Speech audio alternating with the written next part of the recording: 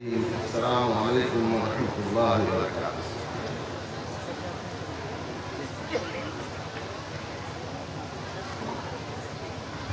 ماشاء اللہ۔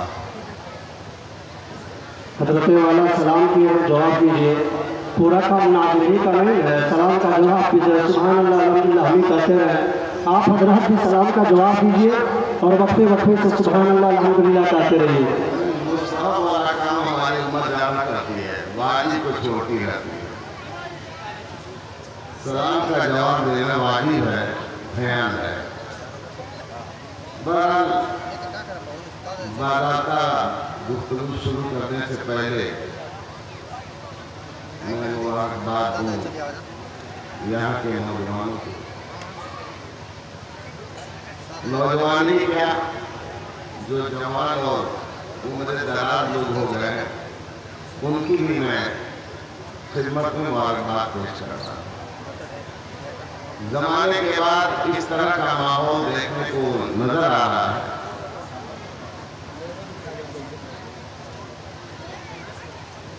اور جن اکابر کی آپ زیارت کر رہے ہیں، ایسا نہیں ہے کہ وہ صرف اسٹیج ہی پر ہیں، وہ ہمارے معزز اکابر آپ کے درمیان بیٹھے ہوئے ہیں، اور ایک ایسی شخصیت جو اس وقت ہم سب کے لیے اللہ کی نعمتوں میں سے ایک غنیمت نعمت ہے۔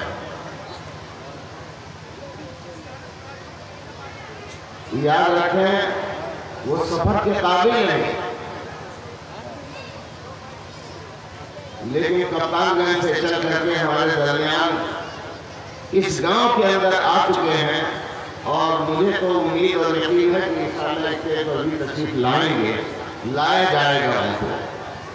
حضرت مولانا جلال الدین صاحب قاسمی مدد اللہ العالی، اللہ تعالیٰ ان کو صحت یاب فرمائے، شفائے کاملہ عاجلہ اور صحت تامہ سے نوازے۔ اس موقع پر ایک بہت پرانی بات میں کہا کرتا تھا، آج بھی کہہ رہا ہوں کہ گلوں کو دیکھ لے جی بھر کے بلبل، گلوں کو دیکھ لے جی بھر کے بلبل، پتا کیا پھر بہار آئے نہ آئے۔ بے شک جس قسم کے حالات سے ہم اس وقت نمت آزما ہیں، پوری کائنات میں بالخصوص امت محمدیہ صلی اللہ علیہ وسلم جس نازک دور سے گزر رہے ہیں،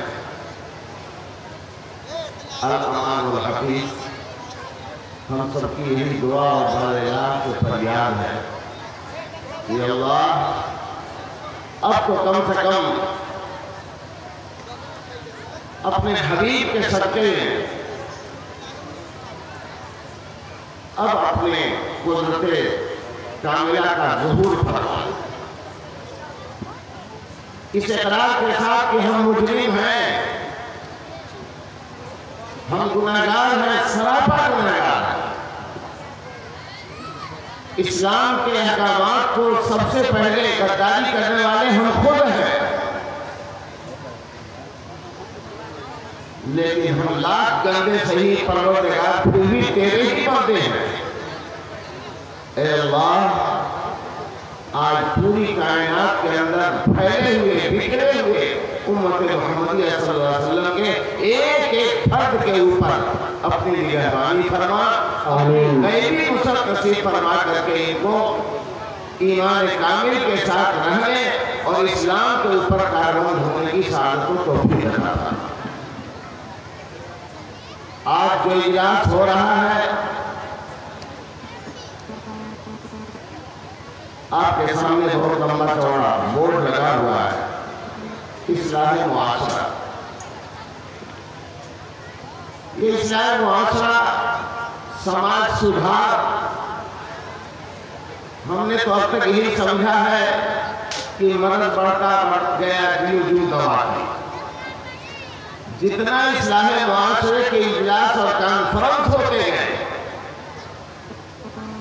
سدھار تو دور کی بات ہے، خود اسی اجلاس اور کانفرنس سے 10 قسم کے فساد ہو گئے۔ اللہ رحمت فرمائے اس امت کے اوپر۔ بنیاد کیا ہے؟ جو سیکنڈ میں عنوان دیا گیا ہے دستار بندی. یہ قرآن ہے، قرآن. میں اس قرآن کریم کے بارے میں یہ کہنا چاہوں گا کہ بنیاد ہماری اور آپ کی، اسلام کی بنیاد اللہ کی وحدانیت اور اس کے ارشادات کی بنیاد صرف اور صرف قرآن مجید ہے. اور یہ قرآن مجید مردے پر سلانے کے لیے اللہ نے نہیں بنایا. یہ قرآن تعبیر لکھ کر کے دھو کر کے پلانے اور ٹالنے کے لیے نہیں بنایا گیا تھا.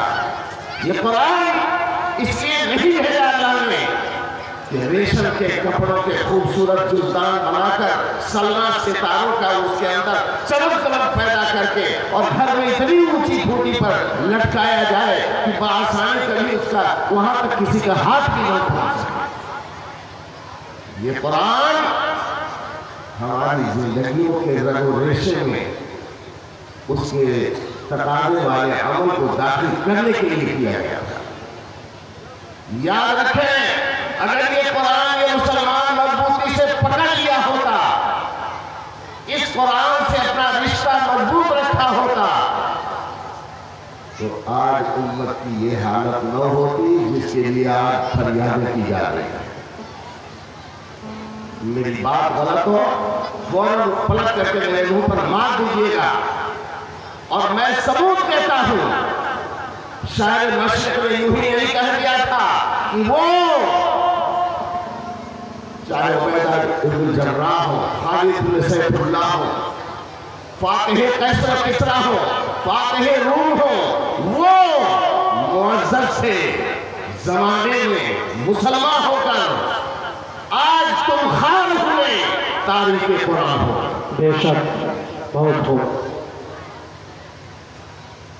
اب بات شروع کریں گے. ان الحمدللہ فالحمد لأہلہ والصلاة لأہلہا.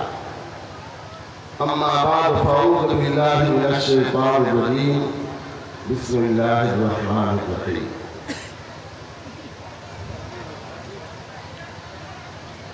وَأَمَّا الْيَتِيمَ فَلَا تَقْهَرْ وَأَمَّا السَّائِلَ فَلَا تَنْهَرْ وَأَمَّا بِنِعْمَةِ رَبِّكَ فَحَدِّثْ. صدق اللہ العظیم. یہی تو آیات کریمہ تھی جس کی تلاوت سے عزیز محمد یوسف اسامہ نے جلسے کی شروعات کی ہے. اس کی یہ آخری 3 آیتیں ہیں جو میں نے آپ کے روبرو تلاوت کی.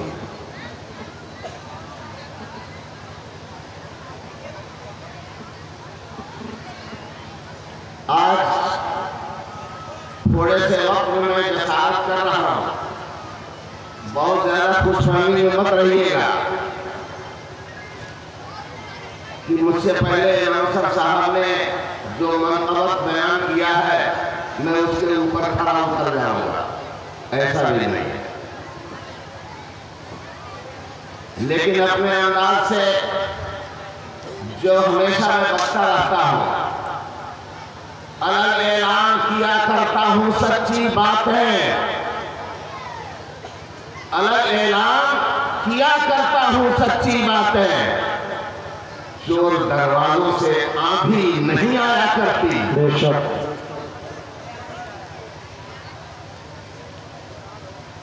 جو میرا مقام ہے، جو میری حیثیت ہے اور جو میرا حق ہے، میں وہیں تک اپنی بات آپ کے روبرو پیش کروں گا. ان آیات کو اپنے ذہن میں رکھیے گا اور میری گزارشات کو دل کے اندر اتارنے کی کوشش کیجیے گا. میں اپنی زندگی کا مقصد آپ کے سامنے رکھ رہا ہوں کہ یہی کام 2 لگے ہیں میری زندگی کے پیچھے. یہی کام 2 لگے ہیں میری زندگی کے پیچھے. میں جھکوں خدا کے آگے اور چلوں نبی کے پیچھے. یہ میرا مشن ہے. اور اسی لیے میں اللہ سے فریاد کرتے ہوئے کہا بھی کرتا ہوں کہ یہ مقصد ہے کہ دنیا سے جہالت دور ہو جائے، کلام اللہ سے بالمومن کا پر نور ہو جائے۔ سبحان اللہ۔ یا الہی، جب تک جسم میں ہماری جان ہے تجھ پہ صدقے تیرے محبوب پر قربان ہے، اور میں رہوں نہ رہوں اس سے کوئی فرق نہیں پڑتا، میں رہوں یا نہ رہوں، پر دل کی ہے بس یہ دعا، دین احمد اور عزت قرآن ہے۔ بے شک۔ الہی ہم میں پھر صدیق سا ایمان پیدا کر، ارے آمین تو کہہ لو یار۔ آمین۔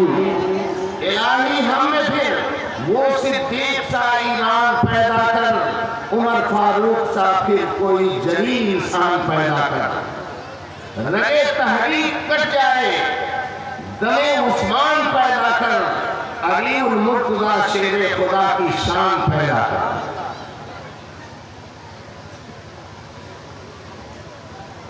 ایک دفعہ درود پاک پڑھ لیں۔